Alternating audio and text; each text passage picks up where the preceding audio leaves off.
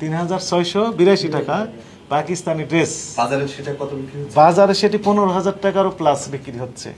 তখন 1080 টাকার এই ড্রেসটি বাজারে দেখা যাচ্ছে 10,080 টাকায় বিক্রি হতে পারে। আমি অ্যাকাউন্টস দেখভাল করেন, এই পাকিস্তানি ড্রেস ইম্পোর্ট করেন করে অভ্যন্তরীণ বাজারে ছেড়ে দেন, তাই না?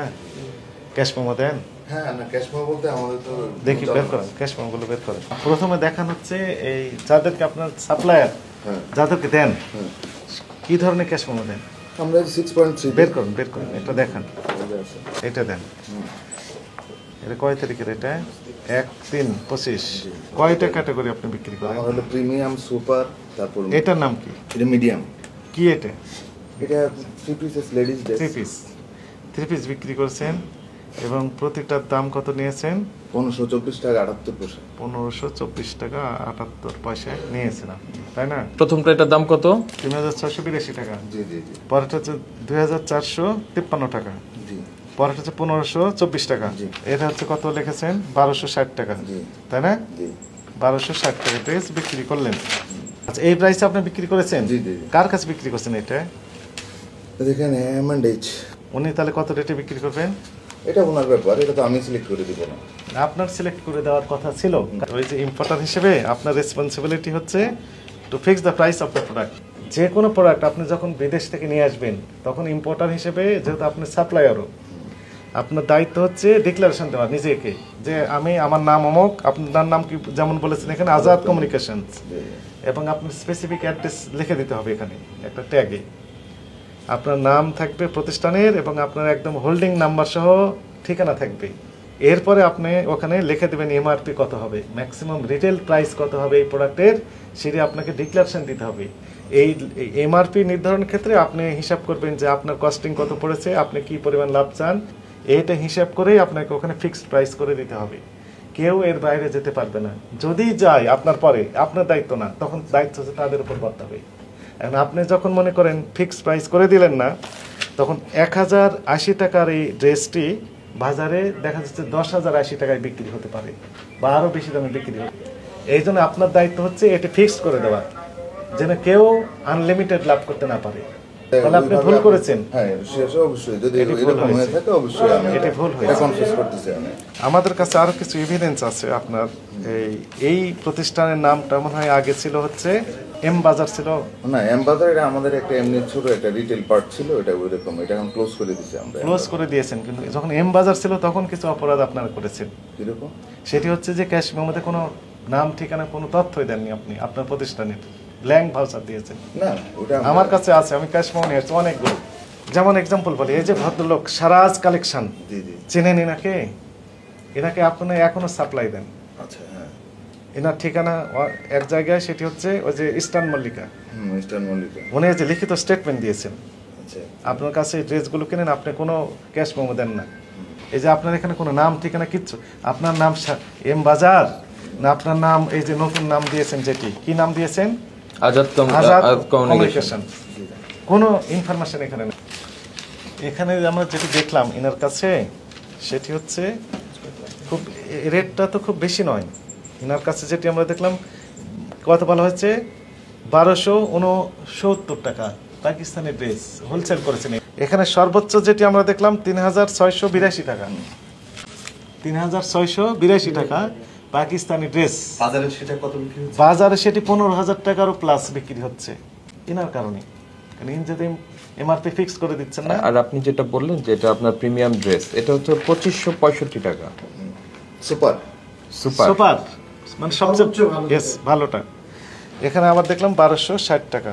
আচ্ছা, এই চালানগুলি আমরা যে বিক্রেতাদেরকে ভিজিট করছি, আমরা ইন্সপেকশন করছি, ওদের কাছে পাচ্ছি না কেন? ওরা তো ওরা এটা হয়তো বা আপনার ওই যে রেটের কম কারণ হয়তো ওরা দেখায় না। 1280 টাকা, 1024 টাকা। এটা কত আছে? এটা তারিখটা কবে? এটা 5/3/2025, মানে এই মাসের 5 তারিখের ঘটনা। আচ্ছা, আমি যদি ভুল না করি এটা হচ্ছে আপনার বিক্রয় মূল্য সর্বোচ্চ, এটা আপনার বিক্রয় মূল্য। ওকে, 3778 টাকা 26 পয়সা। ওনারা বলছিলেন যে 8000 টাকা কেনা গতদিন। হ্যাঁ, কিন্তু মেলে না তো। এইখান থেকে নেওয়ার কথা তো আচ্ছা, আপনি এই যে বিক্রি করলেন এখন থেকে তো ট্যাগ লাগিয়ে দিতে হবে আপনাকে, যেটা পাকিস্তানি। আমি আরেকটা বিষয় আপনাকে ক্লিয়ার করি। মহামান্য হাইকোর্ট থেকে একটি রায়, ঐতিহাসিক একটি রায় হয়েছে এই অনলাইন ব্যবসা বা এই বিদেশি যে পাকিস্তানি ড্রেস, স্পেশালি পাকিস্তানি ড্রেসের এর ব্যাপারে, এই যে পাকিস্তানি ড্রেস বা বিদেশি ড্রেস সেগুলো নিশ্চিত করার জন্য যা যা করণীয় সেটা করতে হবে। তা আপনি বিক্রি করে দিলেন, মনে করেন ট্যাক্স ছাড়াই দিলেন।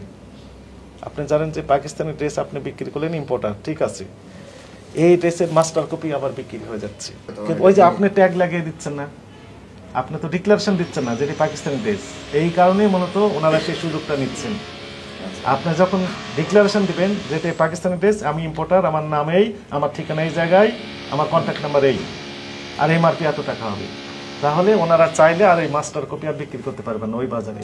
আপনি তো বিষয়টা বুঝতে পারছেন যে আপনি যেহেতু কোনো ডিক্লারেশন দিচ্ছেন না, এটার সুযোগে আপনার 1500 টাকায় বিক্রি করা ড্রেস 15,000 চলে যাচ্ছে, 20,000 চলে যাচ্ছে, 10,000 তো অহরহ পাচ্ছি আমরা।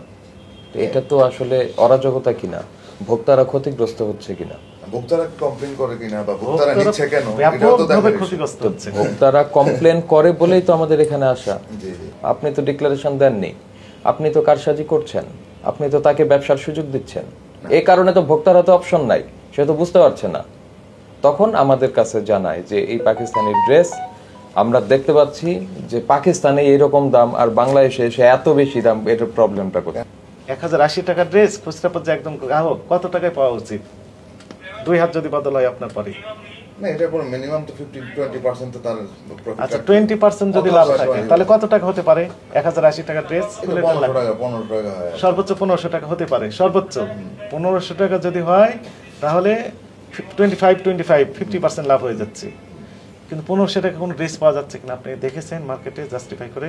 ওই যে আপনার এই যে 1200 টাকার যে ড্রেস সেটি হয়ে যাচ্ছে 12,000 টাকা আপনার হাত পরিবর্তনের পর পর। দুঃখজনক বিষয় হচ্ছে আপনার যে ক্যাশ মেমো দিয়েছেন সেখানে কোনো আপনার নাম ঠিকানা সময়তে নেই। আপনি তো ড্রেসের ট্যাগ দেওয়ার কথা ছিল এমআরপি সহ, সেটি তো দেননি।